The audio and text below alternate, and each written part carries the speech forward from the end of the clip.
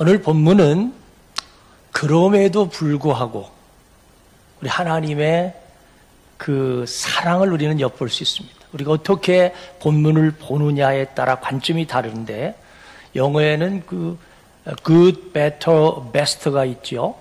또 반대로 bad, worse, worst. 이스라엘 백성은 bad했어요. 그렇게 죄를 범했습니다. 바알 신을 섬기고, 그리고 하나님은 우리에게 사랑으로 회유했건만 더 나빠집니다. worse하게. 더욱 죄를 범합니다. 그리고 종래는 worst, 아주 심각한 죄를 범하는 그런 모습을 본문에서 보게 됩니다.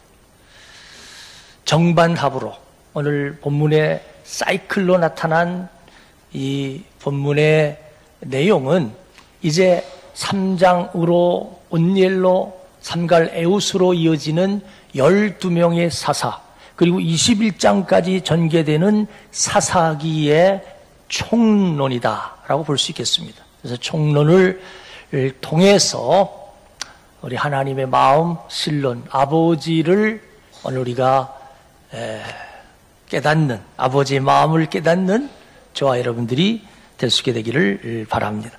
자, 11절 말씀을 한번 함께 읽을까요? 11절입니다. 시작. 이스라엘 자손이 여호와의 목전에 악을 행하여 바알들을 섬기며. 목전에 브에이네이라는 원어예요. 이 브에이네이는 사사기 21장 25절에 많이 표현되는 각각 자기의 소견대로 행하더라. 하나님의 말씀이 아닌, 사사들의 권면이 아닌 사사시대의 특징은 각각 자기의 소견, 바로 이 메이네이라는 말은 사람 앞에서 우리가 어떤 사물을 보거나 환경을 보거나 고난을 보거나 이 우리의 시각이 코람데오로서 하나님 편에서 봐야 되는데, 우리는 이것을 야누스인 우리들은 세상 논리로, 땅의 논리로, 육신 논리로 보니까 문제인 거예요. 그래서 이스라엘 자손이 하나님 목전에서 그것도 악을 행합니다. 그래서 그들은 바알을 섬깁니다. 하나님을 경외하고 하나님을 예배하고 제사해야 함에도 불구하고 12절로 가보면 애굽 땅에서 인도하여 내신 하나님입니다. 건져내신 하나님입니다. 그들의 조상들의 하나님입니다. 그 하나님을 버렸다. 버리고 맙니다. 오늘 우리들의 모습이에요. 버리고 다른 신을 섬기는 거예요. 다른 신이 누구예요? 오늘 복수 바알들. 바알이라는 말은 주, 우리가 얘기하는 야훼, 아도나이, 영어로 Lord, 주라는 이 주라는 뜻이에요. 우리의 주가 누굽니까? 우리의 주인이 누굽니까? 이스라엘은 그들의 주가 하나님이었다가 하나님이 이렇게 은총을 베풀었건만 그들은 형편이 나아지면은 다른 신, 바알이라는 그들의 입맛에 맞는 주를 섬겼다는 것입니다. 점입가경으로 그들은 따랐고 절하고, 그래서 하나님의 진노를 사게 했는데, 그 사사기의 사이클이 있어요. 사이클 혹시 한번 가능하다면 비춰주신다면, 뭐니 해도 로마서 8장 6절에 평안은 최고의 복이에요. 우리가 내 영혼 평안해, 내 영혼 평안해. 조가 3간도 만족하고 육선이 가득하고 다투는 것보다 마르떡 한 조각으로도 오늘 우리가 화목한 잠언 17장 1절 평안이 최고인 줄 믿으시기 바랍니다. 평안한 삶. 우리 주님 우리에게 평안을 주셨습니다. 태평성대를 주십니다. 그러면 우리 인간이 메슬로의 욕구 5단계처럼 인간의 본능이 뭐예요? 인간의 실존이 뭐예요? 우리 인간은 욕망의 어떤 욕망을 추구하려고 하는 그런 모습이 있어요. 그래서 하나님과의 그 관계에 가장 그 영혼이 잘된 같이 범사들도 강건한 이 복을 떠나서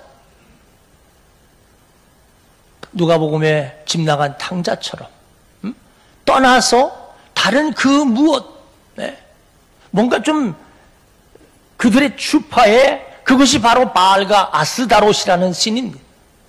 그래서 그들은 죄를 범합니다. 타락을 합니다.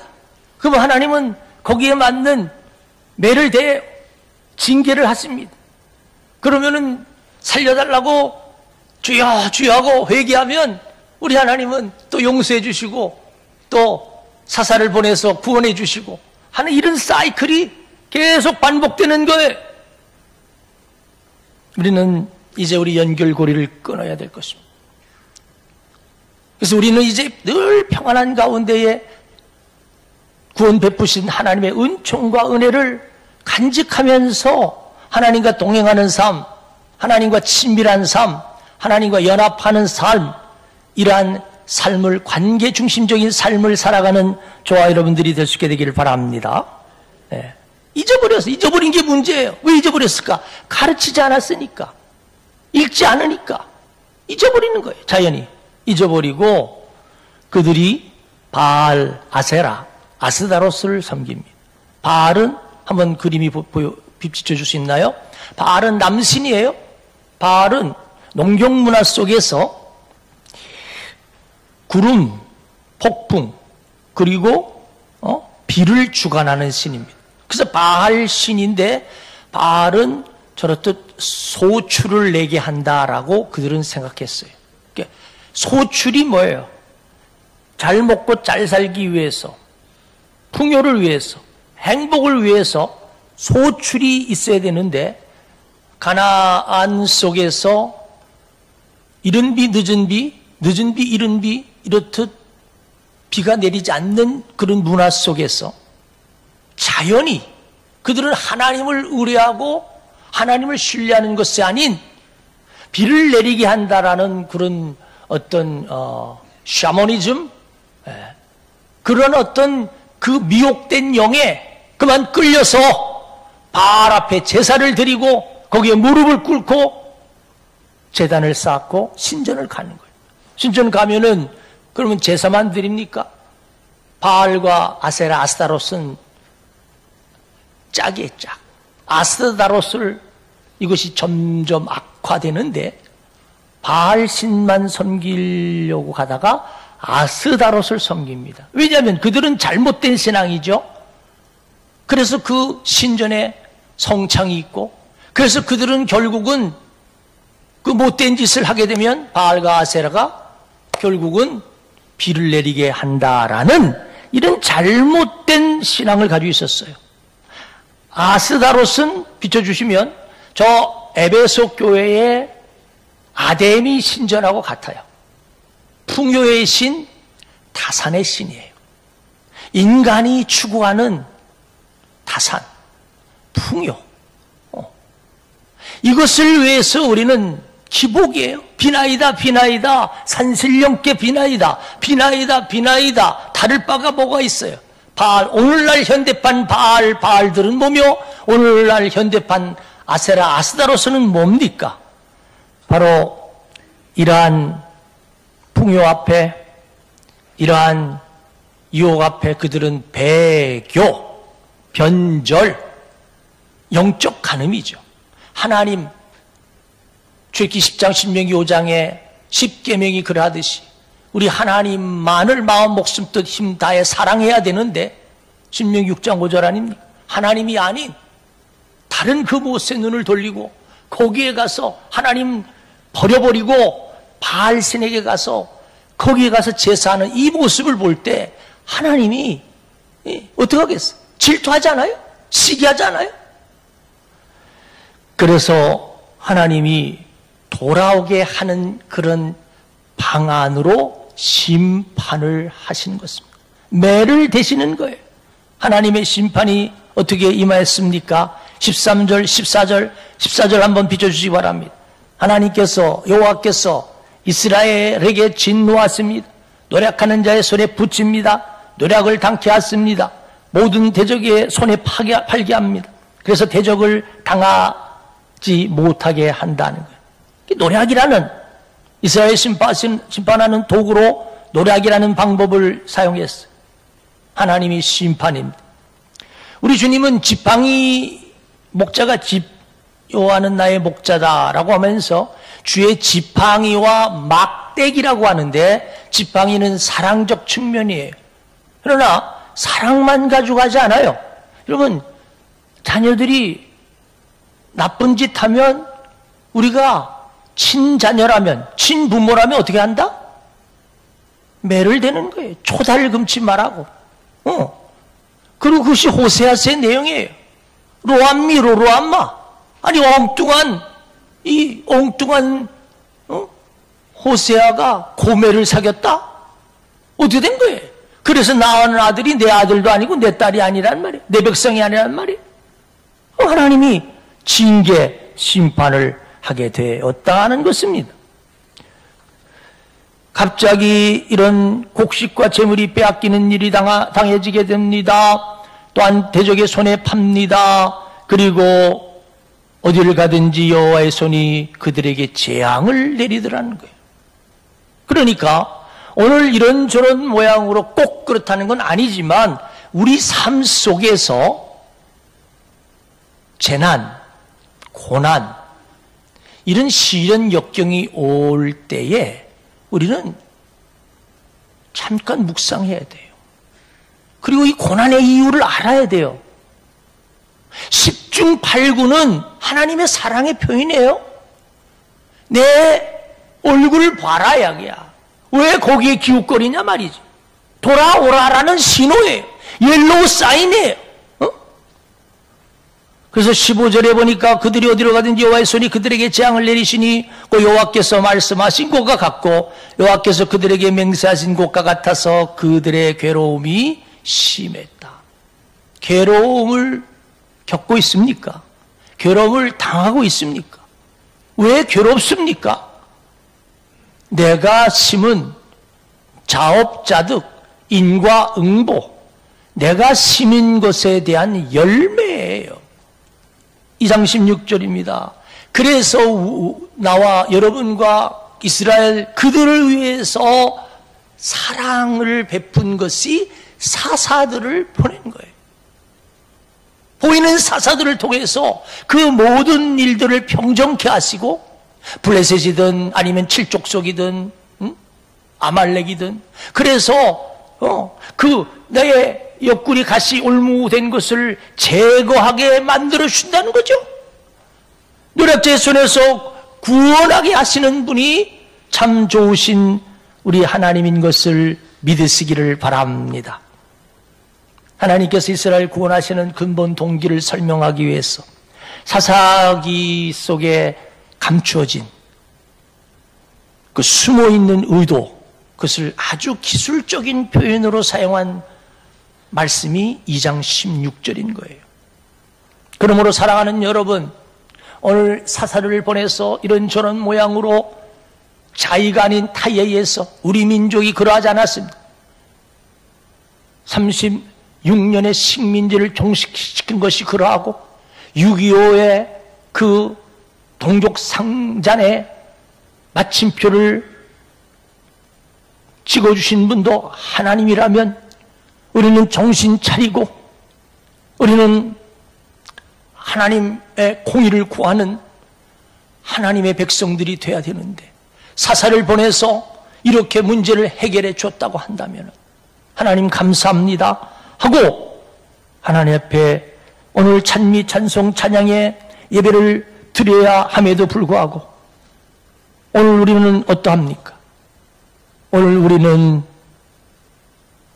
기쁨과 평강의 의미를 발견하지 못하고 사사를 세우사 16절 노력하는 전에서 건져냈음에도 불구하고 사사사는 참고로 군대, 사법, 정치, 종교까지 아우르는 역할을 감당했던 지도자예요.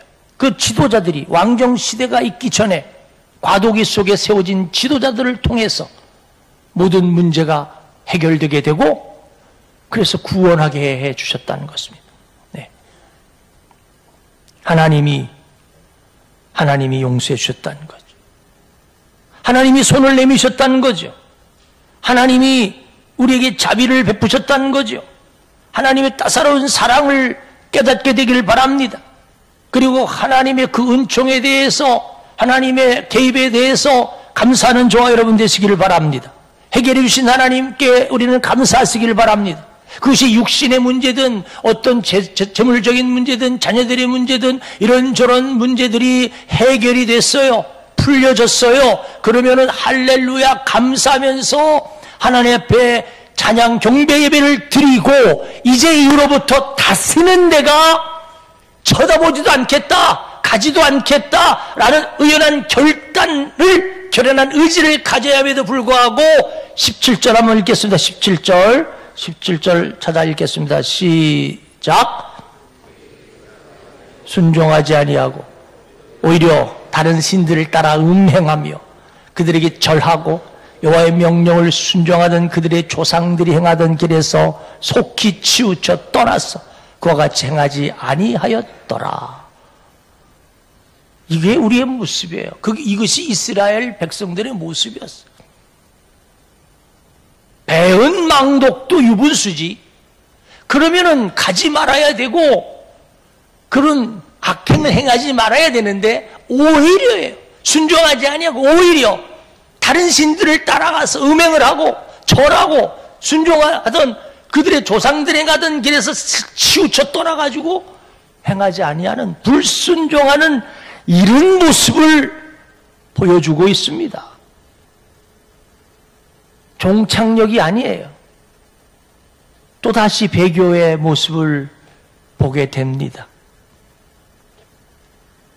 나쁜 배드가 아닌 worse, 더 나쁜 짓을, 못된 짓을 하고 있습니다.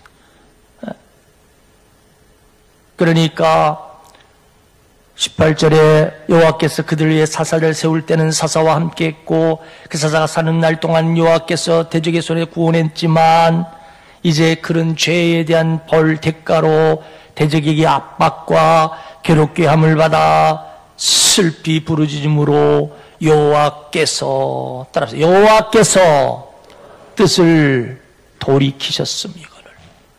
똑같은 이야기입니다. 사이클. 그들은 죄의 사이클, 하나님은 용서와 사랑의 사이클. 치우쳐서 떠났습니다. 그래서 범죄한 그들에 대해서 그들은 18절입니다. 18절로 한번 비춰주시면 하나님이 그래도 복임이긴 합니다만 슬피 부르짖는 거예요. 주여 살려주세요. 용서해 주세요. 하니까 하나님이 마음 같아서는 그냥 괘씸하기 짝이 없지만 부르짖기 때문에 살려달라고 그러니까 하나님께서 지금 어떻게 된 거예요? 우리가 이 원어는 나함이라는 단어인데 내가 뜻을 돌이켜야 됨에도 불구하고 하나님께서 그 뜻이 뭘까요? 저 역대상 21장 3회라 24장에도 나옵니다만 하나님이 정말 그냥 재앙으로 그냥 진노로 그냥 멸하려고 그러다가 칼을 칼집에 도로 꽂잖아요. 하나님이 그래 그렇게 하고 심판하던 하나님이 뜻을 돌이키십니다.